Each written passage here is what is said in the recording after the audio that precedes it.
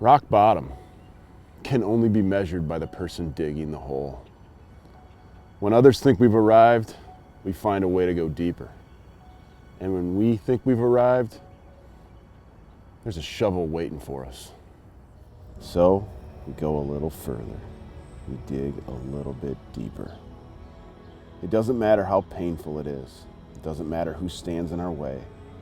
All that matters is that we're getting one more, and then one more after that. It's the same narrative we tell ourselves over and over and over again. We feel worthless. We feel alone. We feel ashamed. Rock bottom is only defined when we finally realize that we are not in control. In the Bible, we learn a story about the prodigal son, about a young man who can't wait for his father's inheritance.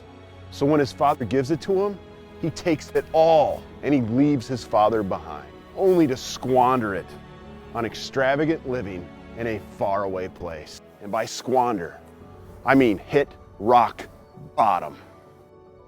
Desperate, alone, and starved, he returns to his father, prepared to confess all of his sins, prepared to make amends.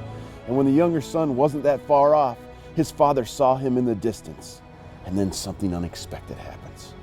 The father runs to him, kisses him, dresses him in a fine robe, puts a ring on his finger and sandals on his feet, and threw a party to celebrate his return. His father slaughtered the fattened calf. The fattened calf put him in a robe, embraced him. Recovery doesn't have a destination. Recovery doesn't fix you. Recovery doesn't indicate that you're special or require a signature. Recovery is a journey. It doesn't end. And recovery doesn't have to be mourned. Recovery was meant to be celebrated. Only He defines our rock bottom. When we finally realize that, Jesus takes our rock bottom and He uses it. God takes our mess and He turns it into a message. God takes the worst thing about us and transforms it into the best thing about us. Weeks come and go, and the days are long. The journey is tough. It's not going to be easy. It's filled with setbacks, but it does get easier.